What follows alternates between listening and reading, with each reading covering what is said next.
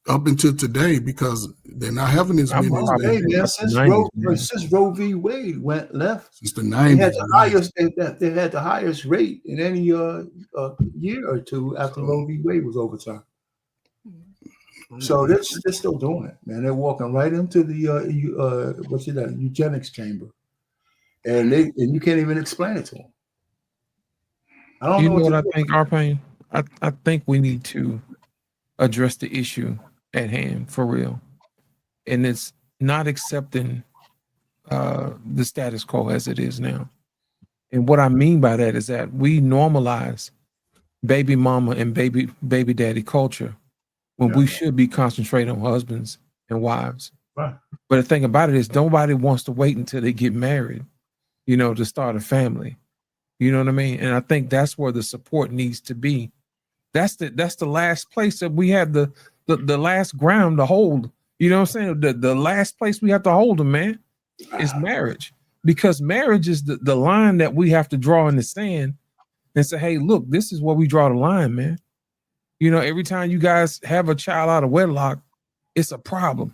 Think how much stuff that goes into that. That not only is the father cut off from the child, then you entering in the system and they start messing with the money. Then on top of that, your kids are usually cut off by the grandparents. And then in some cases, the child don't even belong to the man who you said belonged to. You know what I mean? So it's a whole bunch of junk that comes out of the mess that we have right now. Now, when we were married, we didn't have to deal with all of that. And the sad part about it was the people who were experiencing that, they had no idea that this was coming. All they knew was to do what their forefathers did and don't deviate from the system. And the minute we got to a situation where people deviated, we got the mess that we have right now. And it is not serving us at all. It is not. Because think about it. Fathers can't pass on wisdom to their children. Women are getting to the point where they don't even know how to be women anymore. They don't even know how to support husbands because that's the main reason why they really don't want to be wives. They are too ashamed to say, I have forgotten how to be a wife. They'll tell you in a minute, nobody taught me how to be a wife. And that's a doggone shame. I mean, let me tell you something. I was listening to TikTok all day today. And every time I heard some woman complain was like, I was never taught how to do this and I was never taught how to do that. I'm like, that's still not an excuse. Men still have to get up and provide, even though they weren't taught how to provide. We still have to figure it out. You know what I mean? And it's an excuse.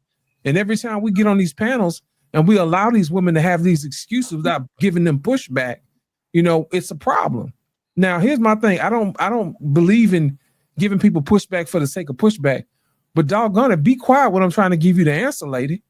You know what I'm saying? When we're trying to help you, that's the issue. And it's time out for the excuses. It's time out for the I was young and I was dumb. It's time out for all of that. And every time they say that mess, you know what I tell them? You knew doggone well that wasn't your husband when you laid down with him. Oh, no doubt. And you cut out all the excuses. That's what we need back, y'all. We need men back standing on their square, staring them in the face and giving them truth the way it needs to be given it to them. You knew doggone well that wasn't your wife when you laid down with that woman. But besides the guys who keep stepping out, right, and messing their lives up, I think more men that are worthy are actually pushing back on the ratchet women. Like a woman who might say, hey, listen, you got to get my nails done. That's the last time you talk to her. You know what I'm saying? Right. Or something like that. We don't talk. Hey, here's one thing. There's a public service announcement. If you get a woman pregnant out of wedlock, you got to put yourself on child support. And the reason why you have to do that, because if you got to be the good guy, and you pay her money and she accepts it, somewhere around the time when that kid gets 17, if she says, I never, this guy never was on child support, a judge could award her everything in arrears. Yes. 17 years. You know what they need to do, Arpain? Not only do they need to walk them down to the courthouse, they need to walk them in there in front of a judge and say, I pronounce you man and wife. Welcome to the yeah, I wish that would happen. You work here in this state. It's a new scam. I just want to make sure guys know that the scam there's a new scam out there. You can't Our be. pain. Our pain. Hold up. That's not a new scam, brother. That's I been mean, going what on I'm for saying 40 is years. nobody is talking about. Yeah, but no, they listen. Our pain. I've been talking to it for 20 years, talking about that. Yeah. Listen, Think about it. Our pain. Look at you. Look at it like this. Either you marry her, or you go to jail. Which one is it? Yeah, well, but yeah, they it'd be never nice. do that. You know? The courts will never do that. To make that happen. The courts will never do that. Hey, The courts will never do it. Hey, But a father could. You think we can go back to shotgun you think twice if you go to jail. If you go in there and you get your tingles on. You know what I mean? There's a chance you might go to jail. I think you'll think about that thing twice, man. Oh, yeah, no doubt. Yeah. So you think twice about who you lay down with. Oh, because that's who you're gonna wind up marrying. Think about it. Oh no, it take a few generations. Hey, we throw the woman in jail for opening her legs up to a Oh guy. man, that's even better. How about we throw a father in jail, our pain? Yeah, everybody go to jail. Yeah, well, you don't know her father. I'm just saying, Yoda, she know it. Let's just say he know it. Can we throw him in jail? See, it all started with him, though. That's right. Walk them on down there to the courthouse. There you I don't go. know, man. I wonder where all the conclusion. I mean, we know where this shit is headed. I mean, all the numbers are there. If there's no sea change, we know where this is going. I think women are going to start to try a new finesse on men now that they're, losing their station. They get more desperate than that, I think. Yeah. So, that's what I'm saying. They're going to start to finesse guys and act like they love them so they can get. Yeah, they are. They go try, but like you said, brothers ain't going for it like that. Guys are stupid when it comes to women, man. I hear you. See, now you don't have no hope for the guys, man. I'm not saying no more, but we got enough receipts to know that. Our pain. You know who's not stupid? DNA. Yeah, Dana. Yeah. Dana gonna let you know. You know what I'm saying? Yeah. I have some hope for the guys, but just know it's coming, man. Because you could hear in the women's voices. That 106,000 number scared the hell out of a lot of women. Yeah. And they're getting more desperate. Y'all, I've been watching, seeing on TikTok and all that, man. The women are starting to be out here committing crimes with their children. That is the most diabolical thing you can do. They all over the internet stealing with the baby in their arm. What are you, ladies? I don't know, man. I told you, man, the bravado has left their lungs. All this, I don't need a man, this, that, and they got real quiet now. Take the kids over to the father's house. Just drop them off like Tina Turner's, Ike Turner's baby mama did. Just drop them off. And you can go live your wonder life out there in the streets. Like Ray Charles, baby mama say, hey, man, take care of it. Yeah, you can't leave them y'all leave them at home by themselves for 2 months and shit, dropping off Uber Eats while you out here having your whirlwind fun. That's crazy. Give them to the father. Alpine, you said something true. I've been saying this for years. You have a child out of wedlock, first thing you do is get a DNA, right?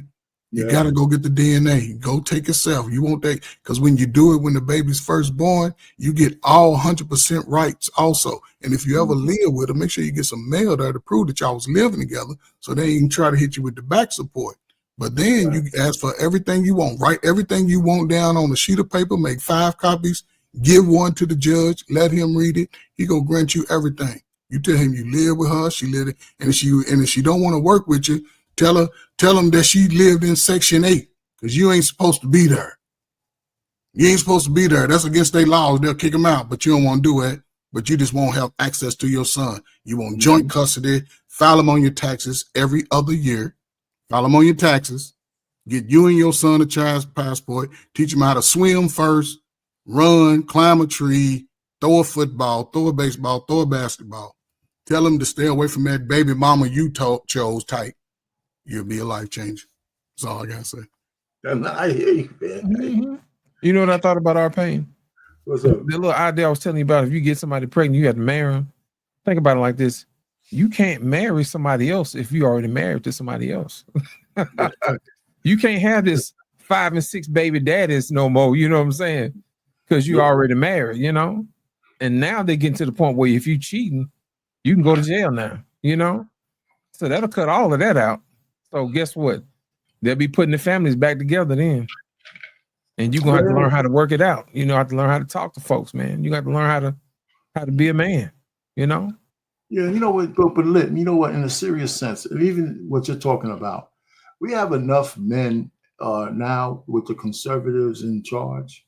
There's got to be some lobbying group out there that we can support to get some of these laws changed, to get it to the right legislator, to just get them to start talking about it. There's got to be somebody out there with a PAC or something like that. I mean, maybe I have to do some research because you on the East Coast, ain't you?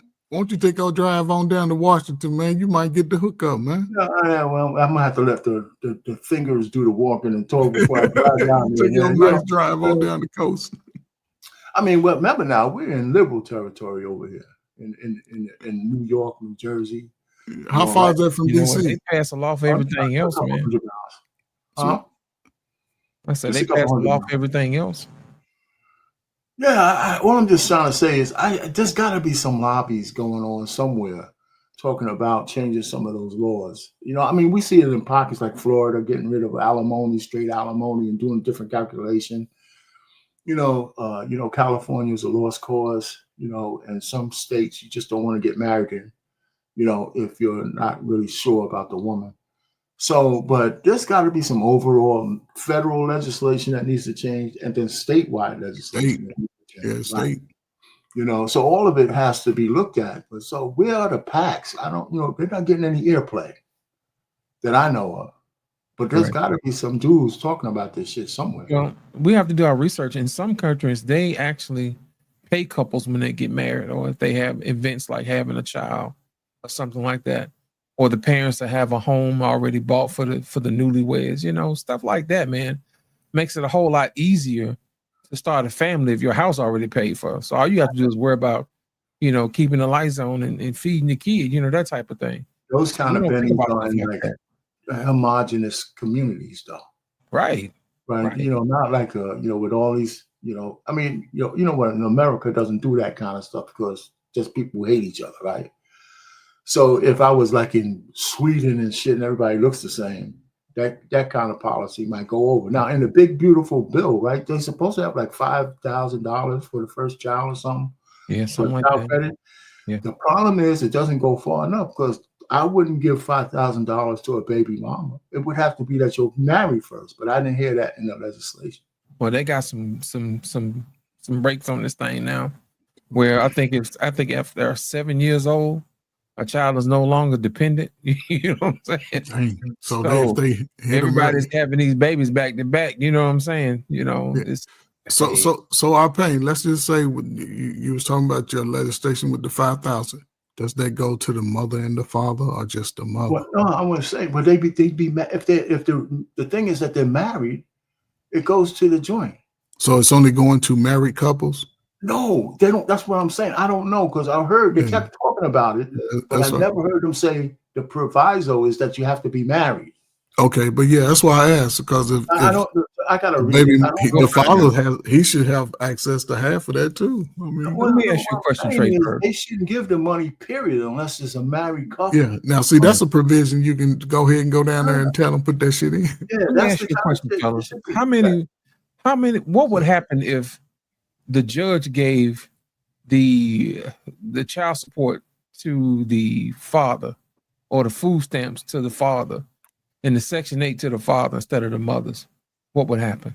Oh man, if he's a solid dude, if first of all, if he's a good dude, his first thought would probably be like, I don't even need the child support. He wouldn't want it, but you know, if he get it and take it, and they're gonna default it to him like they do the mother, right? Everybody will be eating good, man. I believe he'll be eating good. They'll be having money in the bank. Kids have some life insurance. Kids being active in the community and sports and doing all that. The girls be ballerinaing and flipping and, you know, whatever girls do. And the boys will be doing constructive stuff. I believe most time. You know what I'm saying? There wouldn't be a lot of dudes having this stress on them. You know what I'm saying? Your stress would be like, I got to get my son to practice and not like, oh man, I gotta pay this, I gotta get this extra. You know, you already have it. Right. You know, kids wouldn't. I don't think the population would be overweight like it is at all. No. That's just me. Maybe I'm giving too much for the brothers. I think most brothers are active. You know, because brothers run the streets all day. I think There's we a lot could. of time When playing they're with younger, kids. right? You know, especially if you have a son and you have kids, Right. you're running with them. But no, I think Section 8 would be a different. I think if we're talking child support, I think most men won't take it, just in general, and most women won't pay it. Ooh. Most women won't pay it. They will be they won't pay it. Yeah, they wouldn't pay it. And then What happened if they didn't pay it? you know what? Well, we Like already they do know us. They don't punish women like they punish Go men. to jail. Well, our Yeah, pain, they- I don't know if you heard this or not, but they're building brand new prisons for women all across the country. I know Yeah, they're on the women rise. get more I know violent. they're They on the rise. bugging out. But They that's mostly bugging for out. violent ones. But Section 8, I have to think about that a little bit more. I read if a man needed a baseline to get his shit together, he might take a voucher so he can get a baseline to move up from. When the child learns. But now. I don't think most men will use it as a Child generational curse. I think you're right, our pain. Yeah. I think you're right. So But I know listen, one thing, it'll be a whole different ball game, because I don't think guys would take the money and go around and peacock and be like, look what I did, because we already know that's what we're supposed to do. You know what I'm saying? Right. And they ain't gonna None of this, spend it I on don't need a no- woman and all this other stuff. It will be none of that. They wouldn't spend it on frivolous stuff. They wouldn't be buying all that. Man, these women out here buying $1,000 wigs, man. Taking $3,000-$4,000 trips with their friends and leaving But the kids. we know there's a lot of single fathers out there, right? How many single fathers do you hear in social media talking about I'm a single dad and this and that? There's a lot of single fathers on this, that we meet on these panels. Right. And nobody brings it up. And they don't bring it up because they don't even look stressed about it. As a matter of fact, they're proud to have their kid.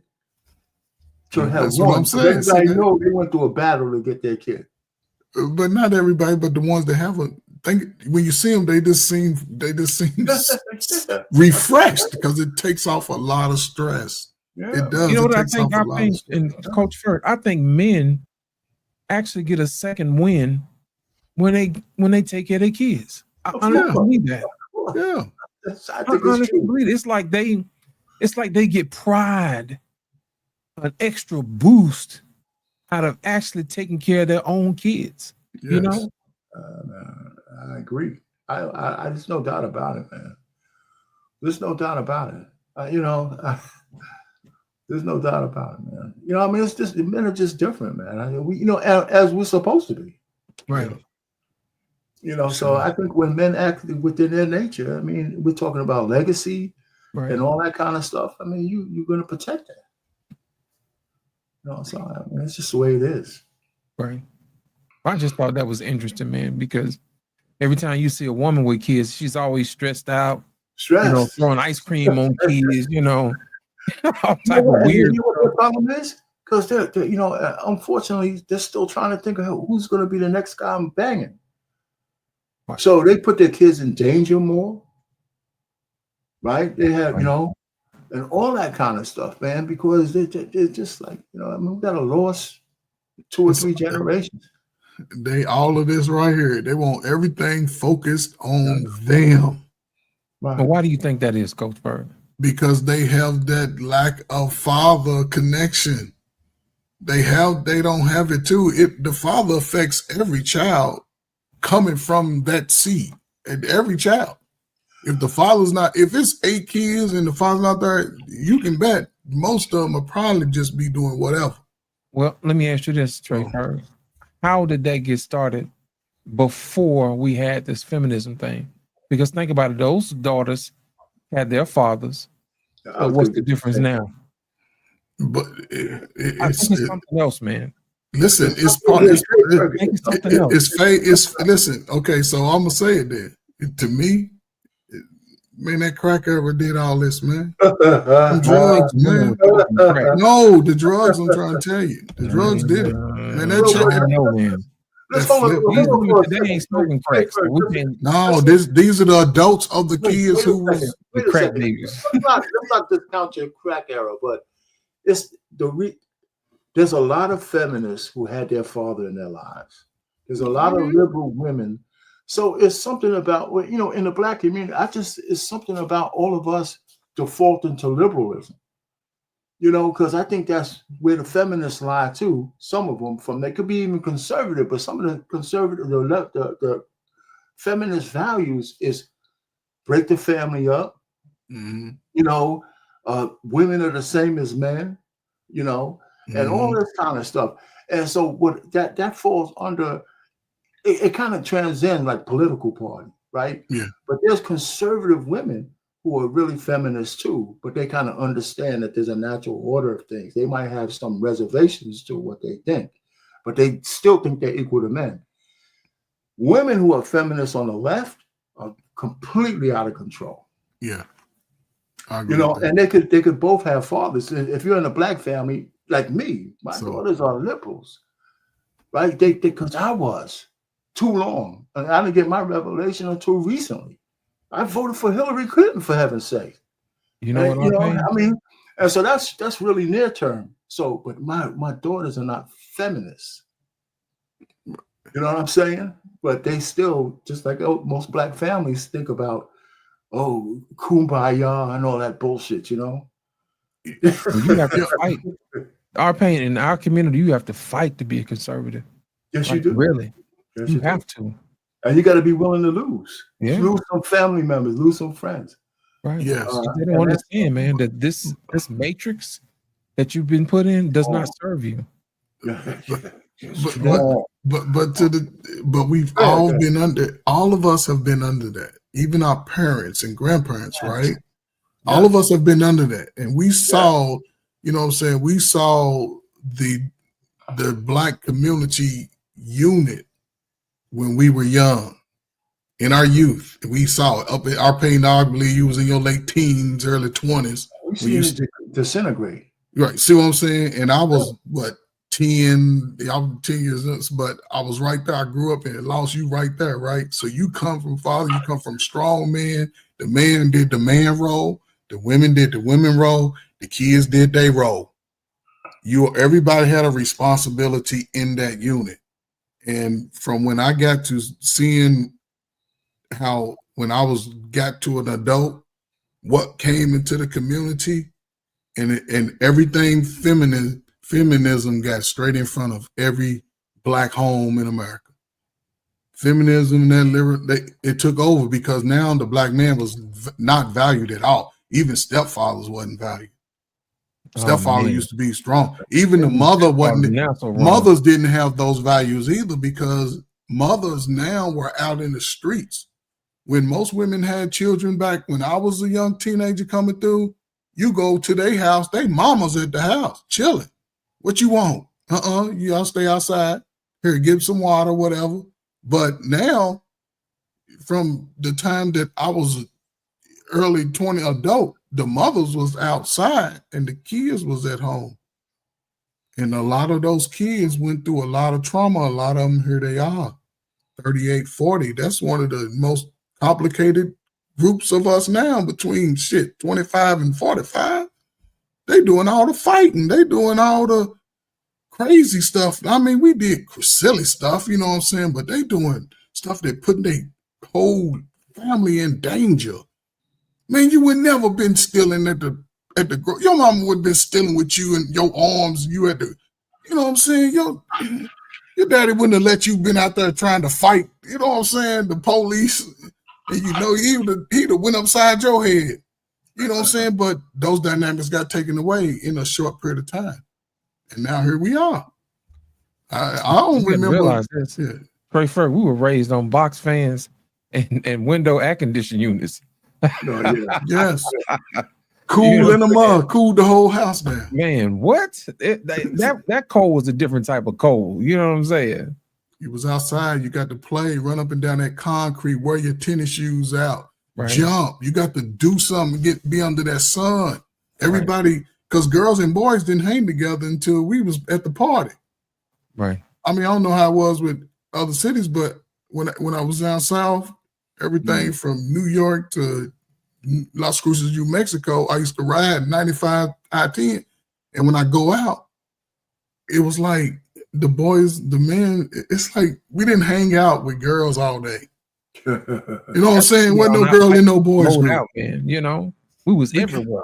Yeah, we Played can't. football, basketball. You know, And kids don't get that. When last time you seen, you know what I'm saying, on a consistent basis, especially in a black neighborhood, because everybody's pushing adultism in the kid face.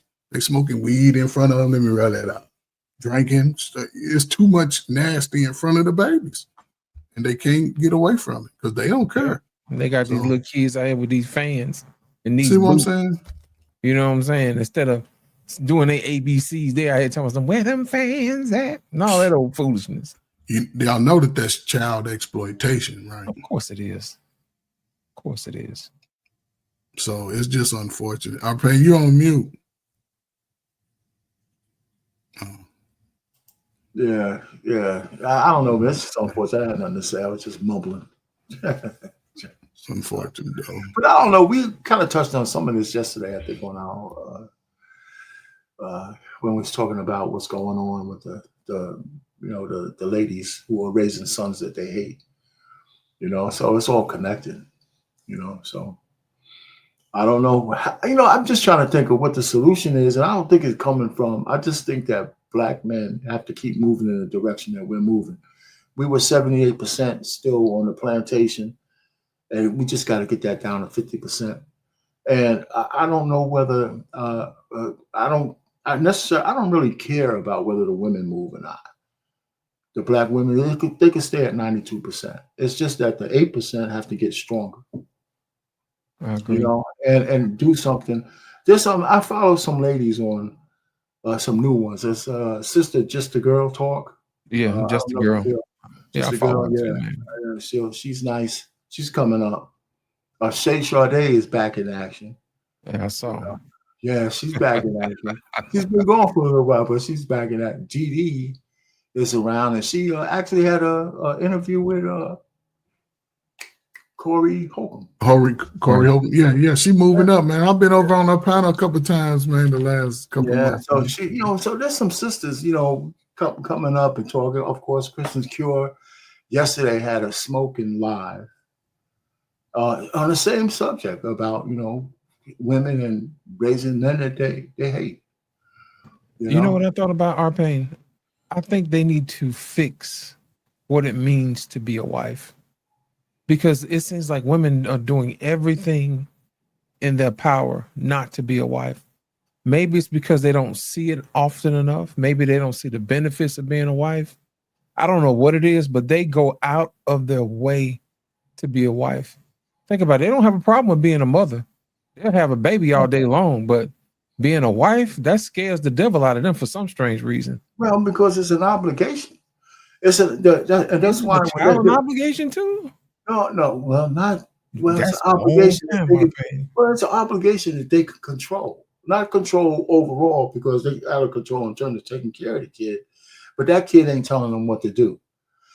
Women want to be free to do what they want to do when they want to do it. With a man that's on his square, they can't do that. I don't care whether that woman's high earner or a big fat back, you know, who's a two. They all want to be able to be free to do what they want to do. So that's why they always talk about men from the lens of having a partner, right? And I think it's for some of them it's conscious, but for some and for others it's very conscious when they use that word. Because I hear even the most ratchet women talking about partners, but you never hear women talking, I want a husband. Arpain, let me ask you this. You don't hear them. I mean, very rarely. Let me ask you this. When you say that they want to be able to do what they want to do, right? Yes. What's preventing them from doing that in a marriage? Because what they want to do is be able to stroke other guys. Because in a marriage, that's not a part of marriage. In a marriage, you can pretty much do anything you want. That's a good point. In a marriage, if you really break it down to the brass tacks, they want to be able to stroke other guys. They want to be able to be free, because you can get a PhD and be married. Mm-hmm. You can build a business and be married. Matter of fact, it will be easy, right? Because you probably would be. All I'm just trying to tell you, they want to be free to do what they want to do, up to and including banging out somebody else. That's because they've been desensitized to monogamy. Well, it's banging somebody else worth your life? They don't care. Yeah, they don't care.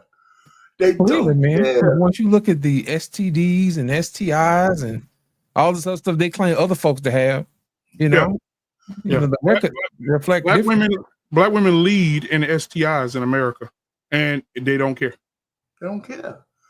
Here's what, you know why they don't care, and we all know this, because if they did care, they would let nobody enter them without some form of protection on of a condom, and it would reduce it all the way.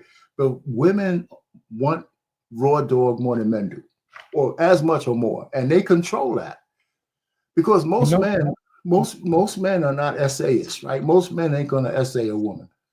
If she says you don't have a condom on, you shit out of luck that night. If she's serious, right? You ain't gonna, you know, what kind of trouble you can get in if you just take it. So that's why you would always have one in the back pocket, just in case she says put it on. But they want it raw. Well, don't they know they can get all the raw they can get when they're married? They can get every day if they want it. Raw if they want it, you know? I think, man, I think right now, man, women are more promiscuous than men. I mean, for some reason, the feminists put a battery in black women's back, and they can't stop. They can't stop. Until the men are the ones that's doing all the cheating, are paying. Yeah, I know you're just talking, right? When women say that, you know, it's a projection. You know, every time I hear a woman talk about she's worried about a guy cheating, she just came from somebody else's, house. Right. She probably didn't brush her teeth yet.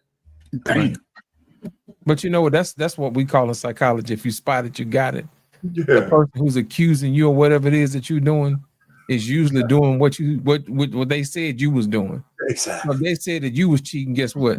You talking to the cheater. And all that mumbling and bumbling, baby. What was you at last night? Why is it? What happens? What women do? I'm gonna tell you something. Camera, listen, y'all. I'm gonna look y'all in the face. This is what women do. They'll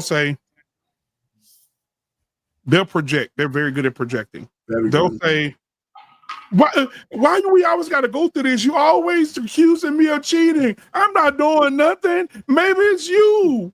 You don't trust me." I'm tired of being with a man that don't trust me. And then next thing you know, you give in to that bullshit. Now you're consoling her on how you was feeling. Baby, I didn't mean to do that. And she looking at the corner of her eye like, I was thinking the same thing. She hugging you and looking at the back and with her eyes, just smiling and shit. I got this. Mm-hmm. Got him. And they think that we don't know. That is hilarious. They think that we don't. They think they're smarter than us, man. But lost in translation, we got to get to the point, and I know I gotta keep it raw with y'all. We got to get to a point where men just say, pussy don't have the same value it used to have. It just don't. They throw it up and down the street. That's why. I mean, back in Coach Ferg, you had to work for the thing, unless she was a whore, but you have to really work for it. They even had songs, "Never Gonna Get It, Never Gonna Get It, Never Gonna Get It," right? They had it. And now it's you can get it all, you can get it all, give me all the dick and all the balls. They read it right now. I mean, it's amazing to see how easy it is to break wives, how easy it is to break fiancés.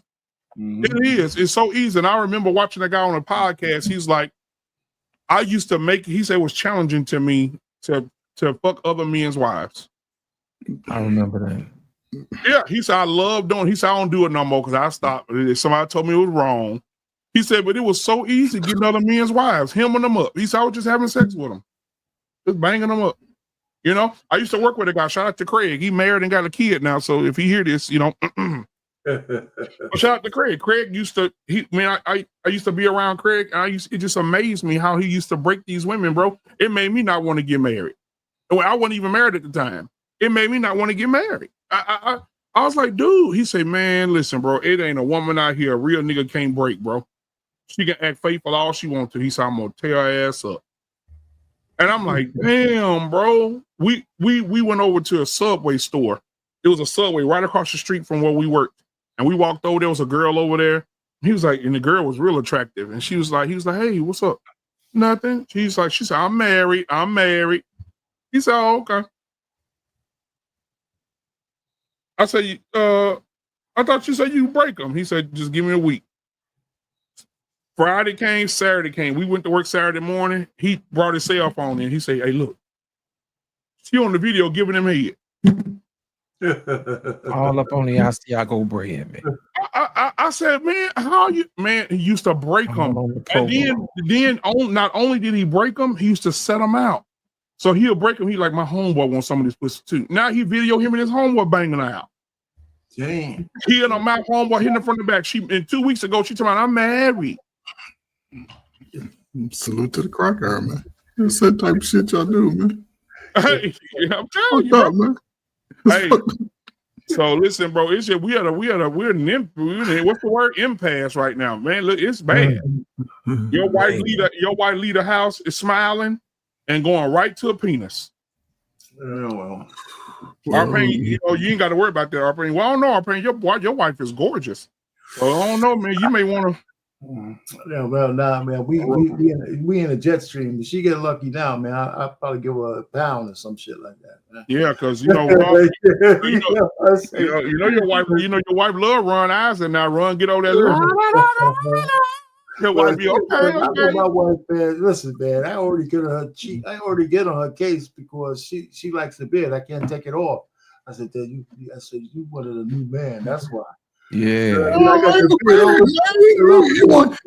Listen, man, you've been out of Catholic school for a while, man. You can grow a beard. That's what make you strong. That's why you're strong now. You got that beard growing.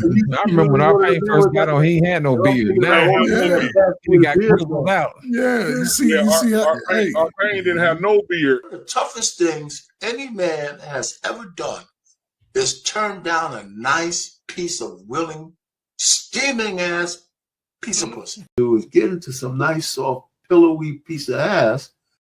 You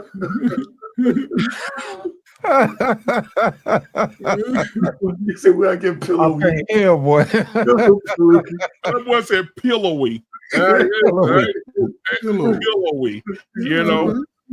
Hey man, some of them were fluffy, man. Yeah, man, keep that, man. But you know what, man? One of the things I saw a video the other day. A man said. They asked the man, they say, do you think your wife will be faithful to you? He said, absolutely. If she put in the right scenario, they said, absolutely. I don't know if she probably saw it. So they set her up. She's a real estate agent. So they set her up to meet with this NBA player to show him my house. And he showed the house and the NBA player was on her, man. He was pushing her. He was like, so how about me and you go to dinner? And she said, no, I don't think that'll be okay. He said, yeah, me and you. He said, anything you want. He said, I'll fly you to Paris. We can fly to Paris. She said, no problem. She said, so me and my husband would love to go to Paris with you. And the dude was like, oh, okay. Everybody looking at the dude like, your wife, good, okay.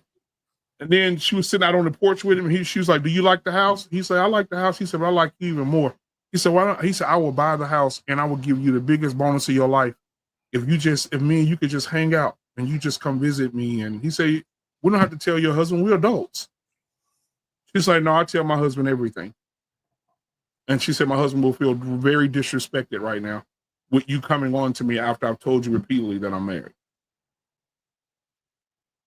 And he was just sitting there like a proud dude, bro. Like, damn, this NBA player couldn't pull my wife. My wife loved me, man. God damn. Like he was. And they came in and told her, and she was like, oh, whatever. And he was like, baby, he hugged her. He said, these people thought you was going to cheat on me. And she was like, no, I could never do that to my husband. She said, we've been through too much. We've struggled a lot. We've come through a lot of storms, and I would not lay with another man just because he offered me some money. I was like, damn, bro. I don't know, man. You know what? See, the fact that she didn't try to kick his ass means that's as big as her not giving that guy some ass. I mean, come on, man. She didn't go, man. She said no. You put your wife through that kind of shit test, man.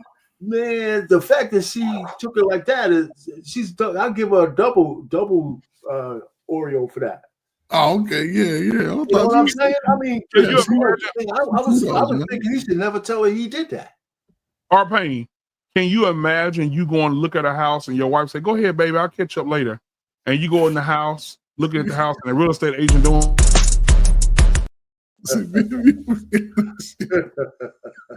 Arpain, they gonna get Arpain on camera. Why is Arpain butt naked with his leg up like that? Well, I got my receipts. I already know how to turn down. So Stephen asked what you were calling. It's just like we just living in a time where it's just hard for women to be faithful. And I think I disagree. Well, Coach Ferg said it's the crack era, but I'm gonna say it's the lesbian era now. Women enjoy being with other women more than they enjoy being with their man. That's a fact. Look at the girl trips. Go ask any husband. How many trips have you taken with your wife this year? One. Where y'all went? Somewhere local? Yeah. Where you went with your girls? Vegas. Dominican Republic? You know what I'm saying? Hawaii? They're going to all these spots where the penises are running rampant. Listen, all I can say is, man, I'm glad I never had to go out to that shit, man. My wife ain't never go nowhere like that without me, man. No girls trips. We didn't even have a rule back then. Maybe it was an unwritten rule. You ain't going no goddamn Jamaica with no big fucking swinging Charlies out there, man. Never. Fuck that shit. Never. Man, no way. Hold on. So, Coach Burke, you want to allow your wife to go on a girls trip? Man, listen, I had those discussions over a game of pool when our first date. What are you talking about? Well, I don't. But she with her friends, Coach Burke. She with her friends. Well, I don't know how to respond if she go, because then I would have dismissed her like anybody else. Like, I wouldn't even answer the phone. So what if the modern girls say, but Fergie, I want to be with my friends, Fergie. Fergie. I mean, she might have called me that too, but I really don't. I don't know, man. It's just different, man. As far as like certain behaviors that I would see from other perspectives, I knew certain things I couldn't handle in a woman. So I just it's your perspective of like you couldn't handle your wife being gone 7-8 days on an island with a not 3 days. My wife, not 3 days, 2 days. I couldn't imagine that. I couldn't imagine that. Like, you leave on Friday, you come back Sunday. You don't come back next Thursday. Oh, you get that little. You get Memorial. What's that? You get Friday to Memorial Day, but you can't. But that's got to be with your mama. Important, and the important women in your family event is what I'm saying. They get freaky too, man. Well. Listen, I got some hope. There's videos of mamas encouraging their daughters because you about to ride that. Well, listen, I don't know. Listen, I don't know mamas. BMU, I don't know mamas like that. I might have, kicked it with a few mamas like that, but I don't know none as far as What's the simp from the Breakfast Club? His wife went away for a whole month. Yeah, stuff like that. Yeah. DJ Envy, wife said she wanted to break. She left that motherfucker and went on the island by herself with her homegirls for 30 days. See, I'm single, Dan. I'm a single man. He was with the kids, taking kids. I'm still single. I would have got the ass off. You know what? Yeah, I got, a lady checked me. She said, "How you know what she was doing?" I said, "I don't want to argue with you." I just let it go. She go for 30 days. Somebody's breaking her back, man. Man, please. No cell phone. Where she go to? I don't know where she went. She was out of the country. She went out of the country for 30 days. Come on, man. Somebody will beat that thing. He's still paying. DJ Envy is still paying for cheating on her for his whole marriage. That's crazy. His whole marriage, he had to take a bath. When she got on TV and said, "Yeah, this guy can't even make me come and shit," and he's sitting right there like a dummy. Like a dummy. It's crazy. Yeah, like a dummy. Trying to sell a book, and she thought, man. I don't know where men thought it was okay to just let their women just like. He gave his soul up. He gave his soul up to be in that spotlight. That's part of it. They embarrassed him. It's sort of like showing the world, like, see, they less than they women. He accepted it. Yeah. He accepted that buy-in. Yeah. And it's unfortunate because brothers look up to him, and brothers, again, he's about 40 something. Yeah. Seeing little crack era babies, first generation. And that's how they move. They come under most of them think under the woman though. PMU, most of them ain't like you. Yeah. Most of them ain't like you, man. You like, hell no, I ain't going for that. You know your peers and shit. You know your cousins and all them. They think under their women. Out of all the women they've had over their life, they think under her. Like, whatever she say, go. But see, most men conform. Listen, man, in the day and time we're living in right now, men have conformed to women. Black men have a white man say, fuck no, Julian, you're not going to goddamn Costa Rica with those whores. Right? But black men, we don't do it. We're afraid that we're gonna lose coochie. We're afraid that they're gonna get mad at us. I don't give a fuck about none of that. If I say it, that's what it is.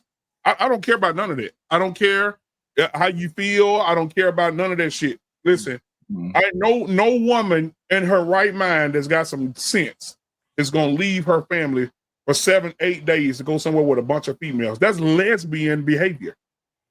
I'm gonna tell you what that is. That is a woman who never wanted to be a wife or a mother. That's it. She's using the husband and the kids as a gear. Another man. Me and my husband not on the same page, and we've been arguing a lot, and our marriage been going through a lot. And I just need a break. I just need to go with my friends. I just need a break. You know what that is, don't you? What do you say? You know, all women need a break. I'm gonna let Lost answer first, then you, R-Pain. I need a break, Lost. I need to get away sometimes. I need to get away from these kids and my husband sometimes. I need a break. Well, I'm gonna send the kids over to the grandmother's home. And you can have a break here. Why I can't go on my trip? No, because the peace is what you're looking for, right? But what you have here. Oh my God, you don't never let me do nothing with my friends. I would just want to go out of town with my friends. And meet me at the courthouse. You can be with your friends forever. How about that? How about that? We're gonna try that on. How about that? All right, R-Pain, your turn. Yeah, I mean, sometimes just asking a question is an indictment itself. Right? If your woman says, listen, you know, I need a break, or like, especially, I mean, that's okay, a break. What do you mean by break? Right? Especially if I want to go out of the country, RPE. Well, you know, then you're saying our relationship is over. That's what you're saying. But I mean, that's what they're saying. When a woman says she wants a break, what does she need a break for other than to get some? I mean, let's call it brass tacks. Like if when they have those separations in a marriage, you might as well get a divorce. I'm telling you, when a woman comes to you and says, "I want an open marriage," your marriage is over. She comes to you and says, "I want a separation." Well, if she's cheating on you, well, if she's cheating on you, it's already an open marriage. No, what I'm saying is that if she wants a separation, you have to divorce your wife.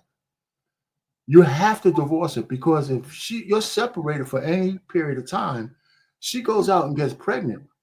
You're going to be responsible for that little bastard, man, by law. And almost in every 50 state, it's called the presumption of paternity. So if she leaves for any appreciable time, you have to divorce her. You know what? I just listened to this man talk about a girl's trip, and Lost, you on TikTok a lot, so you probably saw it. A man got on and he was crying like a fucking baby. And he said, my wife cheated on me, but this is how she told me. He said he asked her about it because things just felt different. He felt the connection fading, and he said, is there somebody else? And she said, no, ain't nobody. It's only you. Stop. No, baby, don't. No, you're insecure. And so he ended up finding out that she was cheating. When he found out she was cheating, he asked her again, baby, are you cheating? And one day she felt guilty and came to him. She said, baby, I need to talk to you. He said, yeah, what's going on, baby? She said, I just want you to know something. He said, no. And she started crying. He said he comforted her, and she pushed him away and said, after I tell you this, you may not want to comfort me no more. And he said, what's wrong? Tell me. She said, I've been having an affair for about a year with my coworker. And he said he was taken back. He was like, oh my God, like broken. And he was like, but why? And he started crying on the interview. And she said, she said, that's not all, baby. She said, I'm pregnant with his child right now. And this man has been excited about this pregnancy because he thought it was his baby. And she told him, not only have I been cheating for a year with this guy at my job, but the child that I'm carrying right now is not yours either. I mean, should he be in prison? No, he shouldn't be in prison. No. Then he'd be a double loser, man. He just got to divorce her. I know it's easier said than done, but you got to leave, man. Because what's worse is the 18 to 21 years, you got to pay for that little bastard. Yeah, you got to cut them ties immediately, though. And cry in the back. Don't cry. Cry in the back. Yeah. Cry in the Coach back. Bird, hold on, Coach Bird. How long you and your wife been married? We're going on 13 years. Okay, so she come to you and say, "Hey, Bird, No. hey, Hey, Bird, man, no. Hey, BMU, man, your questions, man. Go ahead, man. So she tell you the year. She say y'all 13 years in. So she say, Fergie, I need to talk to you. And you go talk to her. And she said, baby, it is something that's been on my heart for about a few years. In year 7, I cheated with your homeboy that came over here. We met up and I gave it to him. And I just want you to know this happened 7 years ago. Don't leave me, please, baby. Don't leave me. What happens next, Coach? I'm glad I ain't never really been an emotional guy. I've always been pretty cool. Even when I'm emotional, I don't really. But I don't know, man. Are you going to say? Oh no. I would start. It was 7 years ago, Fergie. I can start over though. I'll blow all this shit up. I mean, not blow it up, but I'm splitting everything. I'm cutting. I don't care about that. I can start over. That's how I always think. I can start over. It was 7 years ago, Fergie. I know. Now I got. Yeah, I know. It was 7 years. Yeah, you're right. Fergie. So why you gonna leave me, Fergie? It's 7 years ago. I don't even know how to explain how it would, be, but I know, like, happened today, Friday. I done contacted 42 attorneys, and I'm trying to get everything I can get. That's all and young, and when I was young, I probably would have been, I'm gonna rip the car up, anything that I bought, I probably would have all this is going, but I still would have divorced. I would have divorced. I would have divorced. I did. This is my second marriage, and I was. One of the things that I think we need to think about, when we say that women, and there's a lot of people say all the women are cheating. I mean, when they do the polls and stuff, they say it's like maybe 30% of married women. Yeah, they know. Whatever it is. But the truth of the matter is, every woman and every man has the opportunity to cheat, right? They do. I mean, you just got to make a choice not to, right? So that's what that just kept me comforted through my whole marriage. I never really thought about my wife cheating or even worried about it. I just never did, because what's the sense of me doing that, right? I feel that we're real close, and I would kind of feel the disturbance in the force. I think I would feel that. I've never felt any perturbation between me and her. And the thing I know about my wife is that she can't serve two masters. She can't.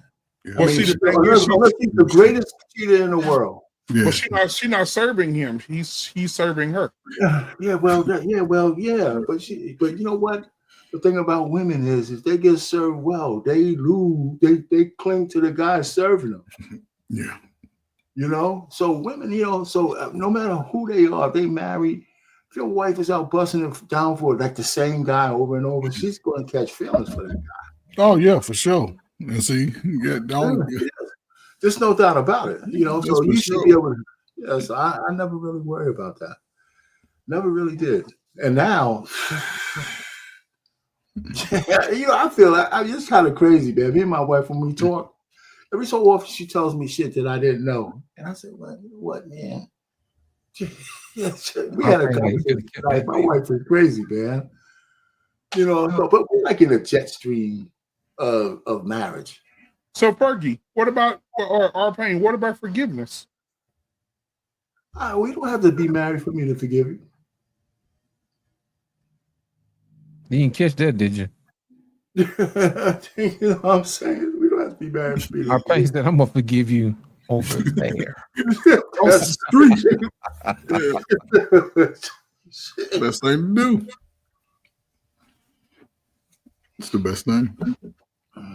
I was looking for that Bible verse right now where it says, if any man finds indecency in his wife, he is to give her a certificate of divorce and ask her to leave his house. You know what? I just thought about our pain. Yeah. Think about this, man. You know, when you get married, you stand in front of the church, right?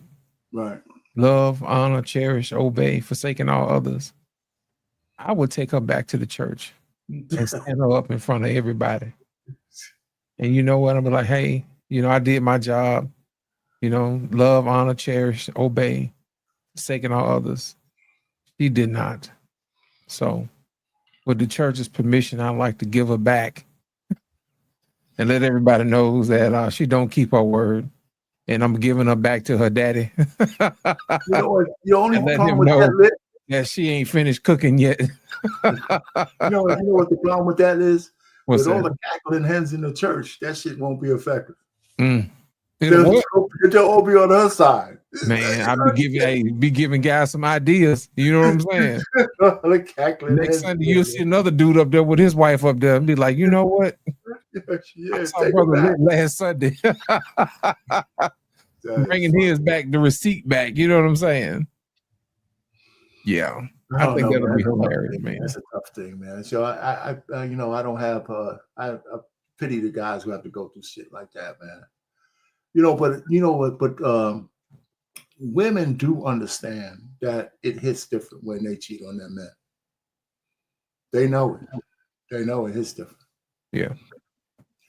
So they can't really feign ignorance on that one. Oh, you cheat on me. They know it's not the same thing. It breaks them. It adds that 50 pounds of stress on a man when they go through that, because most men are trying to at least protect their family and provide the best he can. Right. And most men look at life in marriage as a long haul. Most women look at it as a sprint. Most men who understand once they, you know what I'm saying? But again, the young man mind is changing now. And it, to me, based off, like Arpe said, what they're getting from the other side, it would benefit the younger man to be a little bit more selfish in their lives, to be a little bit more, because most men don't grow up with a constant communication with father over the last 30 years. Most never had that. Our pain used to tuck your daughters to bed and bathe them. Most brothers didn't get that over the last 30 years. Just what it is, right? But I think those men would benefit over the next 4 years to be a lot more selfish and transactional. Make the game transactional. They will win, because we're seeing how with the United States coming back to form as the United States, those handouts will no longer be given. And you're seeing I'm seeing a whole shift in young women 40 and under starting to panic and put their children in jeopardy. And now the laws will start holding them accountable. Didn't somebody say they building a new jail for women? I heard you just mention that. Their fights, their violent crimes have been going up, their assaults. So this is the brother's time, man. I believe it's the brother's time. I told you know what the battle cry is now, Trey Ferg. The revolution will not be subsidized. Yes, subsidized. There you go. I like it. So Coach Ferg, our pain, let me ask y'all this. Here we go. If you're giving advice to younger men right now who in their 20s, who just got married, and their women are more subject because I think those younger women are more weak in the mind as far as hypergamy and all this other shit. Like, what advice would you give a young man that's pursuing marriage right now, or that's married, or who has been cheated on and he's struggling with staying with his woman? What do you say? If he's young, man, I mean, it depends on. I mean, like I said, it's easy for a man to tell him to leave, but if they don't have assets and no kids and stuff, I say leave. But let's just say before they get married, I think men need to marry up. I think men need to marry women who have something to lose. And that's one of the first things that we got to get straight as a black man or any man, but let's just say black men. You know, once you get your, you know, there's statistics saying a lot of black men lead in like the vocational skills now and stuff like that. You have businesses, stuff Always to have lose. been. Yeah. You have to marry a woman who, you know, who has something to lose, right? That's you can't go to the corner store anymore and see a pretty girl and say, you know what, you you look pretty. Let me take you away. Hell with that shit. So the more you with women who have something to lose, now the asset game is a lot different, right? She got a 401k, you got a 401k. The only problem is those kind of women. You have to go through the haystack to find a woman with means who that shit hasn't gone to her head, right? So you know we don't want to. You know, I don't care if a woman has a PhD, but if she's leading with that and that's her whole identity, she's not marriageable because she'll put her career and business over family. I'm a PhD. You know, but if a woman has some means or a decent job and stuff like that, but she wants a family. That would be one of the litmus tests, you know. But as a man, we gotta be hypergamous. Whatever male hypergamy, whatever word for that is, I think men have to be more hypergamous. You really do. I mean, that's it. Because you know, like my man Travis Hunter, we all waiting for the cautionary tale to come true. Oh, that You shit know, gonna drop soon, man. You know she but here's pregnant. the thing. I saw someone. I don't really follow the wedding, but in all the pictures I saw, she never kissed him. Nope, she did not. She never kissed him. Mm-hmm. She And I ran don't a know. mile. She said, No, not just in that. I'm just saying there's no pictures of her kissing him. Kissing How do you not kiss your bride on your wedding day? your Make wedding. that make sense. So Yeah, that tells wedding. you when she decides to give him some ass, she's not kissing him. No, she thinking about They're it. not having no. They're not. He's doggy styling her. But she might not even be looking at him. You know, he reminds me when he smiles and do that shit. I hate to say it for the brother. He kind of looks like Jamie Foxx when he was on Living Color playing that lady. What is that? Wanda? You know, What's the Wanda. name? Sharonda. Hey, for Wanda. real though. Man, That's how he look though. That's how he look though. I was gonna do like a reaction video with the picture of them together. I said, man, I can't do a brother like that. He Yeah. already going through enough. Take it easy on the brother. Take it easy on him, my opinion. Yeah, He's dark skinned, man. He's dark skinned like you. Take it easy on him. I feel so sorry for him, man, because Yeah, he's the it's only one unfortunate. in the universe who doesn't see what's coming. Yeah, it's crazy, man. And you know what's crazy about that whole thing to me? We think about it's like all the brothers We're trying to get this rescue. I like, we looking at them as like, what's that movie Eddie Murphy played in, The Golden Child? Right. You know what I'm saying? As far as the potential and the opportunity, and we seeing this whole continuance of this feminist ideology. He's subjugated to her. You know what movie I was thinking about, Ferg? What's that? The Truman Show. Okay. Yeah, if you ever saw the Truman Show, With, it's like we have a camera, a vision into his life with this woman. Yeah, And that's with Jim Carrey, ain't it? You know, she's playing this role. We're looking down at the control she's center. sitting in the dishwasher liquid over his shoulder. You know what I'm saying? And this is the mindset that he's in, man. Everything about him has been under a woman. He has nobody that can protect him and identify those type of women. Yeah, I've never seen his mother or her father. He got any parents at all? Yeah, his mother, she's right His there. daddy out out of jail, man, for his wedding. Oh, that's right. That's right. Remember? Yeah, Yeah. Okay. but I thought doing the drive, he was at home chilling with some boys over their house. I thought he was already. Man. No. At the Heisman, his daddy couldn't make it, but they let him out for the draft. Oh, okay. So he was locked up. Yeah. Oh, dang. But see, But he's on probation. Yeah. No, he's on probation. Okay, yeah. So they didn't let him out of state. Right. Okay. Yeah, and see, that's just unfortunate because he's a product of that time. Travis is second, third generation of that time. Look at the father, look at the mother. She embellishes the baby mama because the father ain't really had access to him. Because the father wouldn't allow this. The father even be like, you ain't really had this little scallywag. This boy is doing behavior less than the woman. What man? He was sitting out in a car for 2 or 3 hours while she was in her doing nasty shit. Some dude. That's diabolical, man, to any son. Let's think of all the stress. Then we attack them too, though. Let's be honest. We like, no. And sometimes it's warranted, it's good, but we black people, we ain't got no filter. That's the thing. We ain't got no filter. You don't have to have a filter. That ain't our shit. But lost in translation. When your father was talking to his son, he ain't have to have no filter. He ain't got his father talking to him. See what I'm saying? He ain't getting it. And the mama like, go ahead. She cute. See, your father, fuck a filter. When a father's talking to his son from early age, ain't no filter. He done filtered all that shit out. I think she's pregnant already, though, too. I think she's pregnant. RP, you ever been on a panel with a bunch of women and they always try to change the topic or try to move some stuff over? That's basically what happened with doggone Travis. His dad can't, talk to him without no filter, without the women going, she really ain't that bad. Maybe she ain't do what they say she did. That type of thing. That's what it feel like, man, when you be on these filters. You be trying to tell the truth, and the women want to change the subject, and then they want to not all women you to death. You know what I'm saying? Or they want to make everything anecdotal, just derail the whole entire conversation. That's exactly, you're right, Trey Ferg. That's exactly what happened. I guarantee if his daddy was there, he'd be like, no, son. No, not her, man. No, son.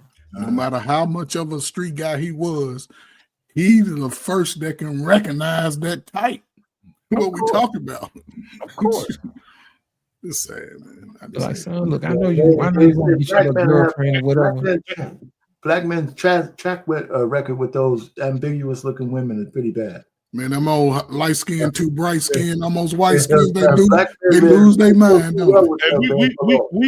We definitely, before we get out of here, man, we definitely got to talk about this Friday on Barbershop. There's a lady, I just sent it to somebody.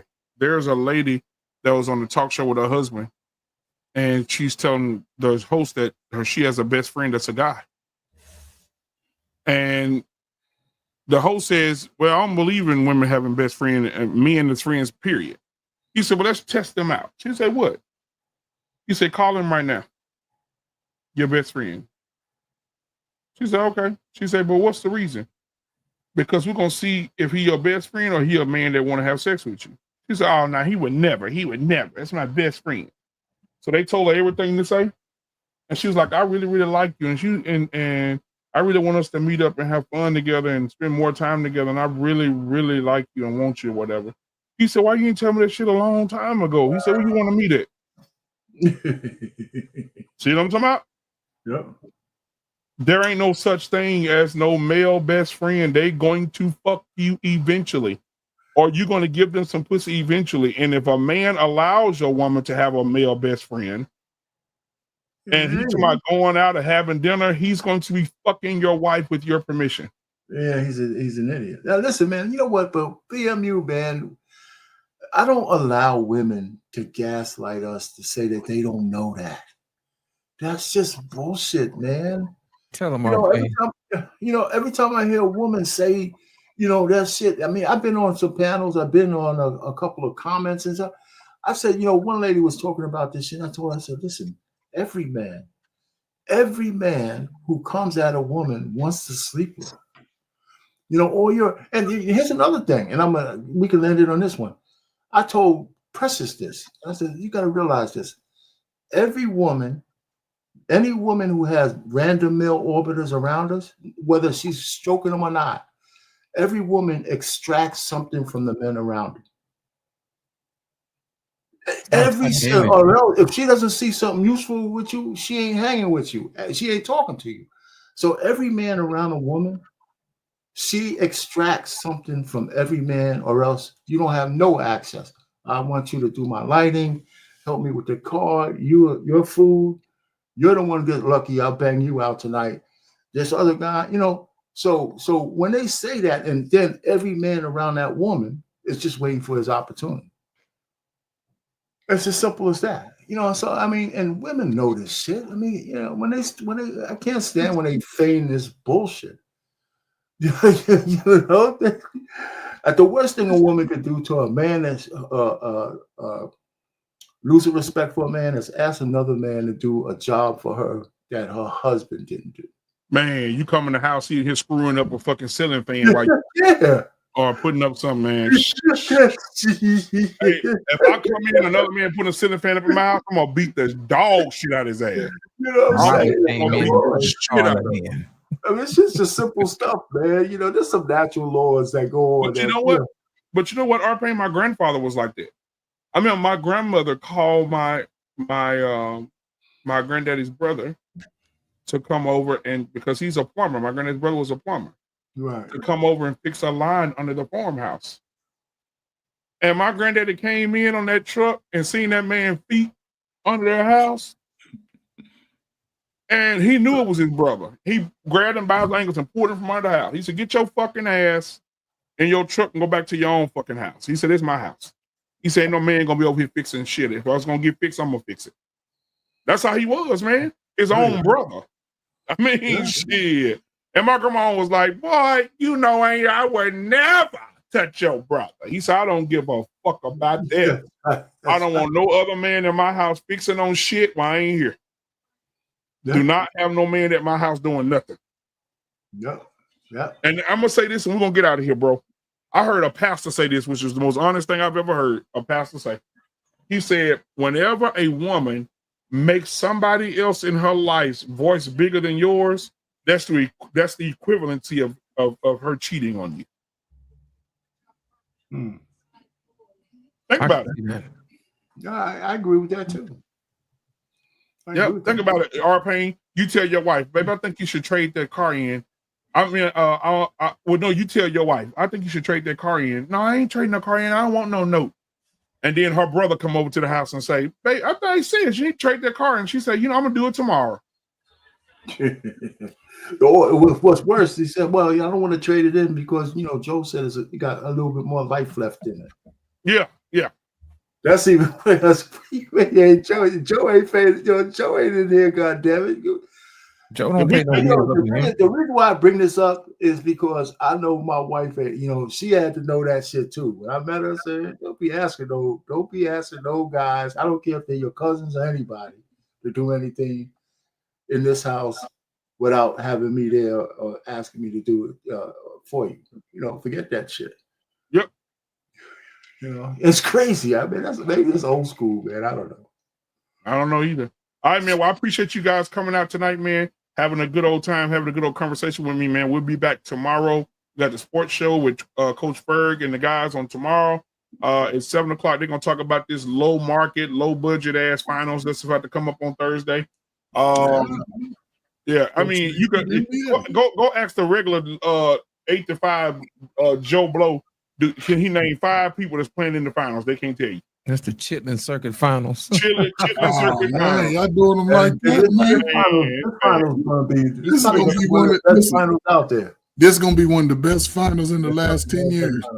I bet you the ratings be low. I ain't watching it. It might start off low, but it's gonna be a great series. If people don't watch it, look, man, ain't nobody on this panel want to live in either one of those places.